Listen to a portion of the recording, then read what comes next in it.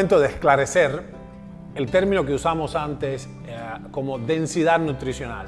Densidad nutricional se refiere a densidad micronutricional, más exactamente, es decir, cuál es la proporción de micronutrientes, nutrientes esenciales, vitaminas, oligoelementos, aminoácidos esenciales, etcétera, ácidos grasos, nuevamente esenciales, en términos de la distribución total calórica que un alimento aporta. En ese espectro que nos atrevemos a postular, tenemos las dos puntas, los dos polos del continuum nutricional. Tenemos básicamente el azúcar en una punta, que es puras calorías en el sentido bioenergético del término, nada más que azúcar, simplemente sirve a los propósitos energéticos del organismo.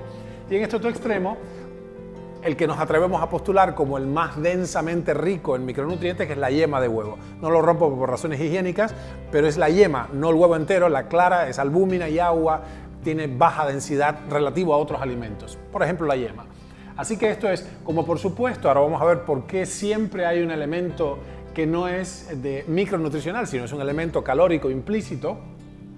Está muy debatido lo de las calorías, pero en términos bioenergéticos, el que no le guste se puede ir a otro lado y leer de nuevo, estudiar un poco, porque lo que tenemos está bien establecido en términos estrictamente científicos bioenergéticos, la cuestión de las calorías. Es un mal recurso para nutricionalmente, desde la profesión de la nutrición, contar las calorías. Es un asunto, es un pobre abordaje que durante décadas nos dio pobres resultados. Pero mantengamos el análisis, libres de prejuicios, entendamos a dónde vamos con esto. Tengo por un lado entonces un alimento, calorías huecas, es decir, un alimento X puede ser básicamente un polisacárido como la papa. La papa es esencialmente almidón, básicamente, un poquito de fibra y agua también.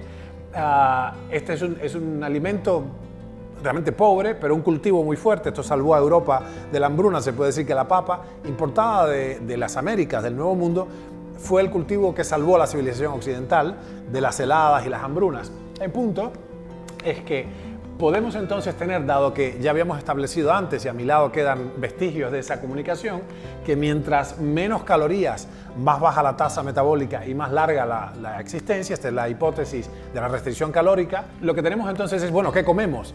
Dado que igual hay que comer, porque no podemos vivir sin los micronutrientes, la vida es insostenible sin las vitaminas, aminoácidos, oligoelementos y ciertos ácidos grasos que las sostienen, que fabrican las enzimas, las coenzimas respiratorias, etc. Entonces la cuestión es, ok, ¿cómo selecciono los alimentos que están en el plato para que tengan la mayor densidad micronutricional relativo y el menor monto calórico por unidad de peso? Bueno, en ese espectro nutricional tenemos la yema de huevo, el más densamente el alimento más denso en términos micronutricionales, y el azúcar mismo o la papa, el más, digamos, siendo el almidón, por ejemplo, siendo las calorías más huecas. Por supuesto, las bebidas de agua con azúcar, no tengo ni que nombrar a qué me refiero, están en el extremo del peor alimento posible. Son pura energía contenida, puros carbohidratos simples y ningún micronutriente, ¿no? Así que bueno, en el medio está esto. ¿Y qué es este alimento que está aquí? Es un alimento X que tiene una densidad nutricional, digamos, mejor que la del azúcar, pero peor que la de la yema del huevo. Y ahí entonces ustedes pueden completar visualmente, solamente para la idea, cuál es en la escala, dónde se ubica, cómo califica un alimento cualquiera, le hace brócoli o le hace carne o lo que fuere, una fruta o lo que sea, dentro de la escala de densidad micronutricional, ¿no? Ese es un abordaje. La razón por la que hablamos, y es lícito hablar de aporte calórico en el contexto de la nutrición, si bien dijimos que es un mal abordaje contar calorías y armar dietas sobre la base del aporte calórico, calculado con la formulita, etc., la voy a escribir un minutico y voy a esclarecer cuáles son estos grupos que nos permiten hablar de esto, ¿no?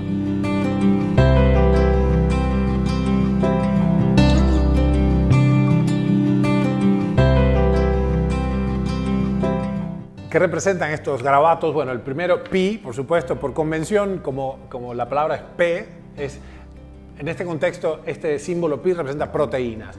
Estos son los carbohidratos cuya fórmula general, y esto es relevante en la discusión de la densidad energética, esta vez, de los alimentos. Ahora hay algo que decir a los montañistas y a los nadadores, etc.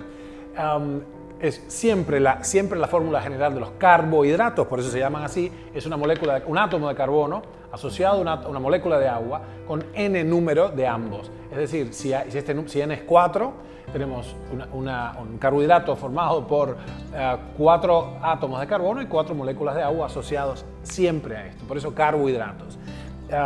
Y en definitiva, este simbolito que hemos propuesto acá, que remeda la simetría de esto, es un triacilglicerol o triglicéridos, esto es básicamente el esqueleto mismo de los ácidos grasos, entonces proteínas, hidratos de carbono y grasas. Y esto es así, bueno, porque tenemos, es esta la estructura, vamos a decir, central de las grasas, de los ácidos grasos y finalmente estas cadenas que llamamos residuos o radicales R1, R2, R3. Y esto forma los triacilgliceroles. Así tenemos proteínas, carbohidratos y grasas. La cuestión es que todas estas, la razón por la que nos permitimos, sin explicarlo antes, hablar libremente de aporte calórico es porque todas estas sustancias pueden ser convertidas en energía, en definitiva, puede usarse justamente, por supuesto, los carbohidratos, con el ciclo de Krebs, etcétera, la glucosa en definitiva. Los ácidos grasos pueden usarse en lo que se llama síntesis de novo de la glucosa o gluconeogénesis, que ocurre en el hígado. Las proteínas pueden ser degradadas para volver a meterse en esta rueda, en este molino metabólico que produce, en definitiva, los metabolitos que necesitamos y en particular en esta particular discusión, los precursores de lo que en definitiva es la energía. Tirar moléculas al fuego de la vida, al fuego vital, al horno mitocondrial, ¿no? En definitiva. Así que esto es lo que nos permite hablar de esta manera así un poquito digamos, general, donde se interconvierten estas sustancias, entendiendo que las proteínas y los ácidos grasos tienen una función estructural también, sirven para armar estructuras especiales dentro del organismo que cumplen una función, un rol no energético. Y los carbohidratos esencialmente es energético. Así que bueno, resolvamos la cuestión para aclarar los tantos y para que no se rajen las vestiduras. Algunas personas que han sufrido mucho durante décadas con esto de contar las calorías inútilmente, la profesión sufrió con eso, la profesión de los nutricionistas, pero nosotros tenemos que sostener este diálogo sobre la base de una comprensión clara de que existe un espectro nutricional en términos calóricos donde hay alimentos altamente, o sea, con todas las calorías contenidas la energía contenida en los enlaces ricos en energía, los enlaces fosforados. Esto es básicamente sería así, que esto es los enlaces ricos en alta energía, enlaces fosforados. La totalidad, o sea, la energía potencial en la comida, la energía potencial en este alimento es la suma total, sigma, de los enlaces ricos en alta energía. ¿Se entiende esta expresión que hemos hecho bien chambona acá? Es sigma, ¿no? Es la capital letter de sigma, es la suma total de los enlaces ricos en alta energía contenidos acá. Así que bueno, eso zanja la cuestión en términos de una conversación acerca de la densidad micronutricional. Si no comemos nos morimos, si comemos de más nos morimos más rápido. Así que you're F if you do, you're F if you don't, pero ya se entendió, entonces hay que usar los alimentos de más alta densidad micronutricional. Espero haberlos confundido aún más después de esto. Nos vemos pronto.